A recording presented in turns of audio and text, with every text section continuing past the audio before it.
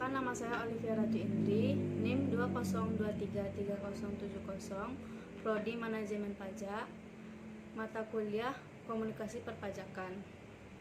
Hari ini saya akan mempresentasikan materi tentang jenis-jenis komunikasi. Komunikasi, secara garis besar, komunikasi dibagi menjadi dua bagian. Yang pertama, komunikasi verbal, dan yang kedua, komunikasi nonverbal.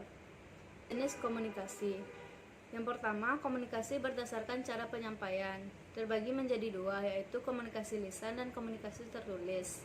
Komunikasi lisan adalah komunikasi yang terjadi secara langsung dan tidak dibatasi oleh jarak. Yang artinya, komunikasi ini dilakukan secara tatap muka oleh kedua belah pihak. Ciri-ciri dari komunikasi lisan. Yang pertama, bersifat tatap muka. Yang kedua, terikat pada ruang. Mereka yang tidak ada di tempat tidak akan terlibat komunikasi. Yang ketiga, terikat waktu. Komunikasi ini hanya bisa berlangsung pada waktu yang sama. Yang keempat, menggunakan organ dominan berupa mulut dan telinga. Yang kelima, mementingkan penampilan. Setiap orang yang ingin melakukan komunikasi lisan mempertimbangkan penampilan diri, terutama kesiapan panca indera. Yang kedua, komunikasi tertulis.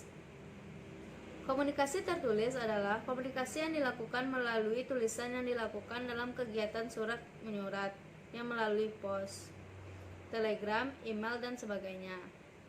Bentuk-bentuk komunikasi tertulis: surat, laporan, naskah, belangko, dan spanduk. Prinsip-prinsip komunikasi tertulis yaitu lengkap, ringkas, dipertimbangkan, konkret, jelas, sopan, dan benar. Yang kedua, komunikasi berdasarkan kelangsungannya dan juga terbagi menjadi dua, yaitu komunikasi langsung dan komunikasi tidak langsung. Komunikasi langsung. Proses komunikasi langsung maksudnya adalah bahwa komunikasi yang dilakukan tanpa bantuan, campur tangan, perantara pihak lain ataupun media komunikasi serta tidak dibatasi oleh jarak. Komunikasi tidak langsung. Komunikasi tidak langsung dilakukan melalui perantara, baik itu pihak ketiga atau bantuan alat komunikasi lainnya. Yang ketiga, ada komunikasi menurut perilaku. Komunikasi merupakan hasil belajar manusia yang terjadi secara otomatis, sehingga dipengaruhi oleh perilaku maupun posisi seseorang. Menurut perilaku, komunikasi dapat dibedakan menjadi tiga, yaitu komunikasi formal, komunikasi informal, dan komunikasi nonformal. Komunikasi formal. Komunikasi yang terjadi antara anggota organisasi atau perusahaan yang tata caranya telah diatur dalam struktur organisasinya. Yang kedua, komunikasi informal. Komunikasi yang terjadi di dalam suatu organisasi atau perusahaan yang tidak ditentukan dalam struktur organisasi. Yang ketiga, komunikasi nonformal. Komunikasi yang terjadi antara komunikasi yang bersifat formal dan informal, yaitu komunikasi yang bertujuan dengan pelaksanaan tugas pekerjaan organisasi. Yang keempat, komunikasi berdasarkan ruang lingkup. Juga terbagi menjadi dua, yaitu komunikasi internal dan komunikasi eksternal. Komunikasi internal, komunikasi yang berlangsung dalam ruang lingkup atau lingkungan organisasi atau perusahaan yang terjadi di antara anggota organisasi atau perusahaan tersebut.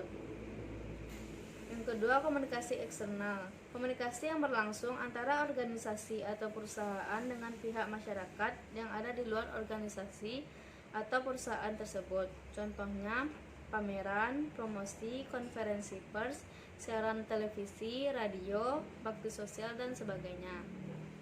Komunikasi eksternal ini bertujuan untuk mendapatkan pengertian, kepercayaan, bantuan, dan kerjasama dengan masyarakat. Yang kelima, komunikasi berdasarkan maksudnya. Ada beberapa komunikasi yang jika diperhatikan dilakukan dengan maksud tertentu dari yang menyampaikan informasi, di mana komunikator menjadi faktor penting dalam jalinan interaksi tersebut. Contohnya pidato, ceramah, wawancara, dan memberi tugas atau perintah. Yang keenam, komunikasi menurut aliran informasi. Yang pertama, komunikasi satu arah, yaitu merupakan komunikasi yang terjadi dari satu pihak saja. Yang kedua, komunikasi dua arah, yaitu komunikasi yang saling bertimbal balik.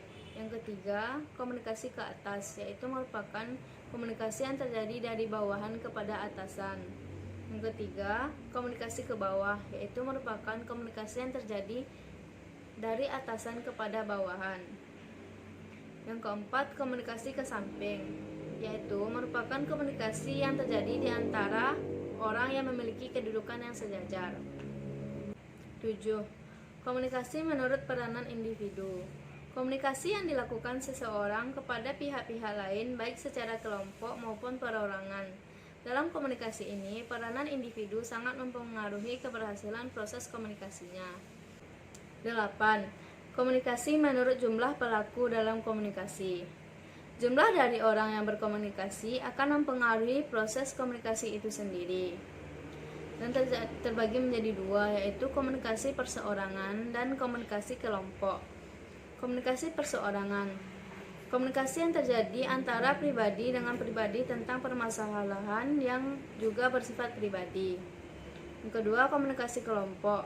Komunikasi yang berlangsung dalam satu kelompok atau grup tentang masalah-masalah yang menyangkut kepentingan banyak orang dalam kelompok. Sekian presentasi dari saya.